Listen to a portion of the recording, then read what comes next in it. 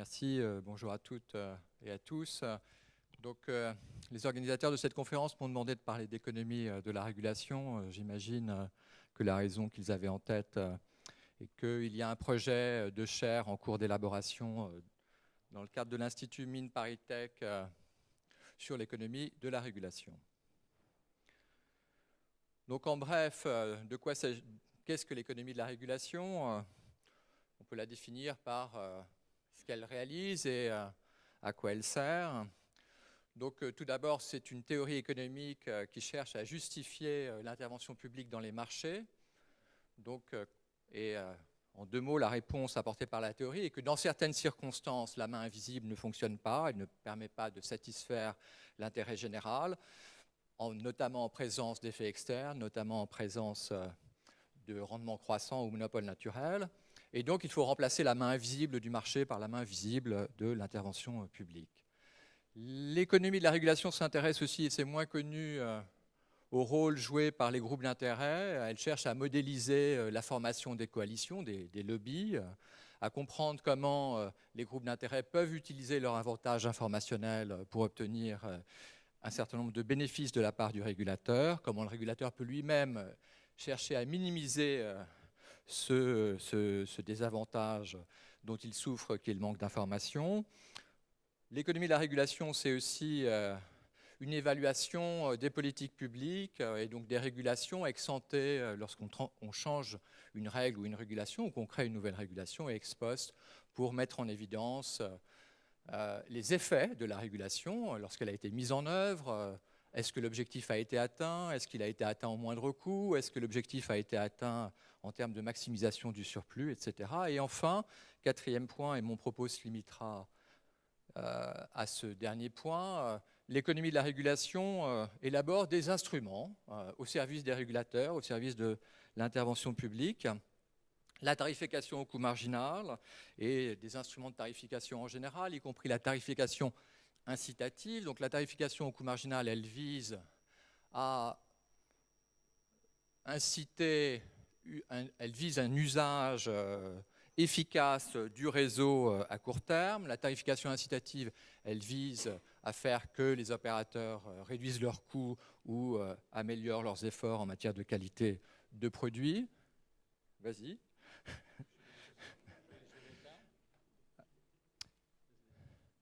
Oui. Parmi les instruments, il y a aussi la taxe pigouvienne qui cherche à internaliser les externalités, des marchés de droits d'émission et puis des architectures de marché, notamment des marchés d'enchères. Donc quelques mots sur la tarification et sur le design de marché. Donc la tarification économique des réseaux d'énergie. Donc c'est une tarification au coût marginal social. Social, ça veut dire tenir compte du bénéfice social et des coûts sociaux et pas simplement des bénéfices et des coûts privés. Mais de façon générale, la tarification au coût marginal de court terme ne permet pas de recouvrer les dépenses d'investissement, donc les coûts fixes. Donc il faut en plus prévoir une allocation des coûts fixes et l'économie de la régulation s'intéresse aussi bien sûr à différentes façons d'allouer les coûts fixes, en particulier en fonction de l'élasticité de la demande au prix, tarification type Ramsey boiteux, ou alors en fonction de conciliation d'un intérêt efficacité et de l'équité avec un mécanisme, par exemple, qui est celui de la valeur de Shapley. Application au réseau électrique, la grande vraiment, si l'économie de la régulation dans le domaine de l'électricité sur la tarification a apporté des choses au cours de 30 ans, des 30 ou 40 dernières années, c'est la tarification nodale. C'est l'application de la tarification au coût marginal social au réseau électrique. C'est assez simple quand vous avez deux nœuds.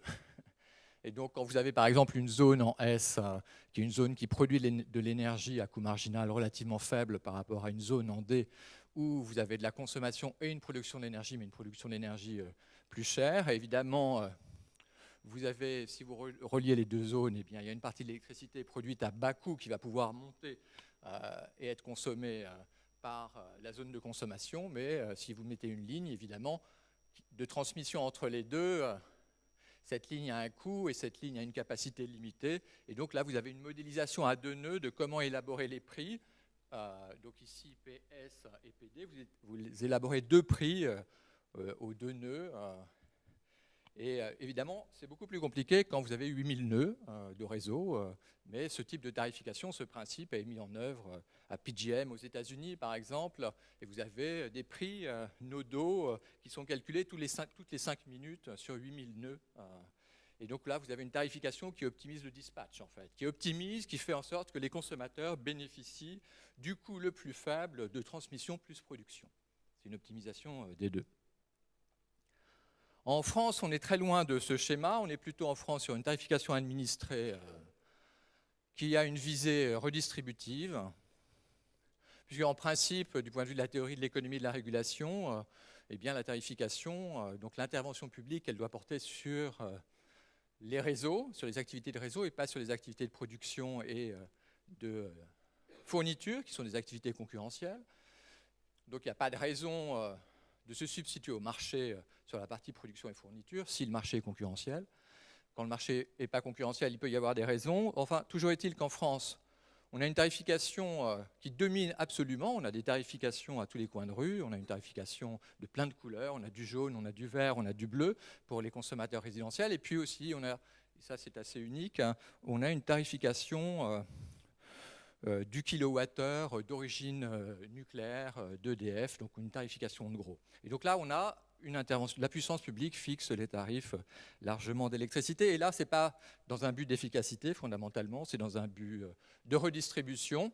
Un choix politique très clair est fait, qui est celui de faire en sorte que les bénéfices liés au pari gagné de la France dans l'investissement d'un parc de production nucléaire, eh bien que ce bénéfice, le fruit de cet investissement, de ce pari, aille dans la poche des consommateurs et pas des actionnaires, à savoir vous et moi, puisque nous sommes tous contribuables et donc nous sommes tous propriétaires en partie d'EDF. Et ce choix politique a évidemment des répercussions et parfois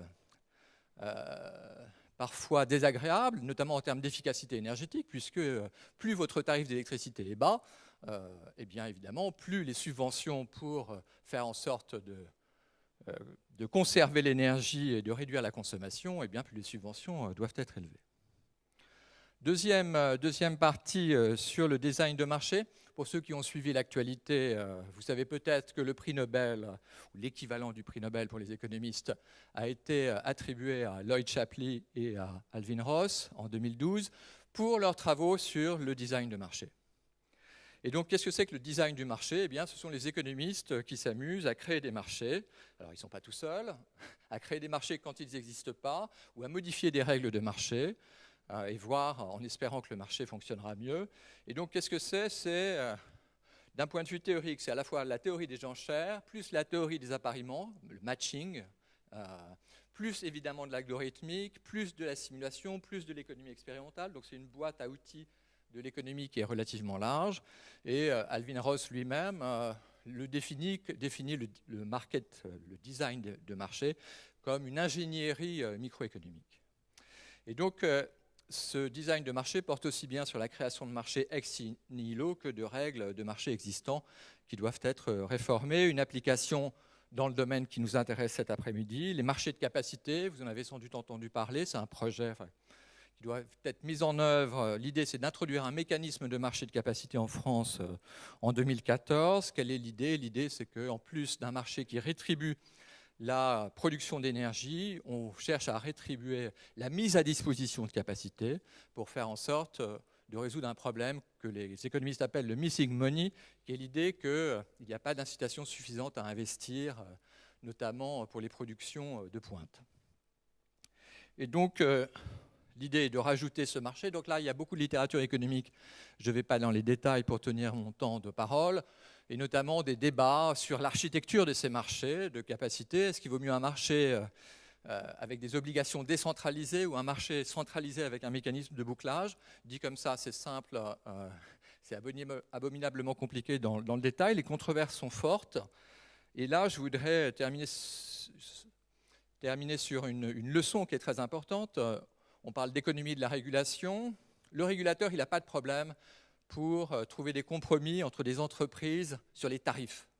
Si vous avez une entreprise qui demande une augmentation de 2% et une autre qui demande une augmentation de 4%, eh bien, vous êtes en plein marchandage et il y a des chances que ça se termine par une décision du régulateur d'augmenter le tarif de 3%. Il ne faut jamais faire ça en ce qui concerne les règles de marché. Il ne faut pas tomber dans un marchandage du type GDF Suez, je donne ce nom par hasard, demande une règle de marché A, EDF demande une règle de marché B ou Poweo. Eh bien, je vais prendre la règle A et puis je vais prendre la règle B. Et donc, sans me soucier du fait que la règle A et la règle B peuvent être purement et simplement incompatibles. Et donc, on se retrouve avec des architectures de marché qui sont des monstres et surtout qui se cassent la figure.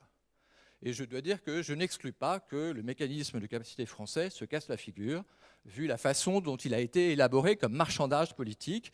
Le marchandage politique sur les tarifs, ça ne cause pas trop de problèmes. Il y en a qui perdent de l'argent, il y en a qui gagnent de l'argent. Le marchandage politique sur des règles de marché, ça fait que les marchés peuvent ne pas marcher. C'est comme si vous construisiez une tour avec des architectes différents, des entreprises différentes et surtout des principes de construction différents.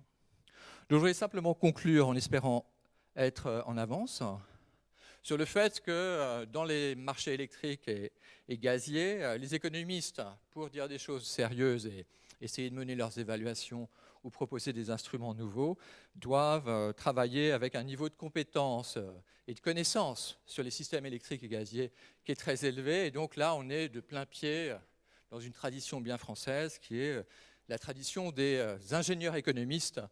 C'est difficile de faire de la bonne économie de l'électricité sans être un ingénieur et sans bien connaître les systèmes électriques. Et c'est la même chose pour le gaz. Voilà en quelques minutes l'économie de la régulation appliquée à l'énergie.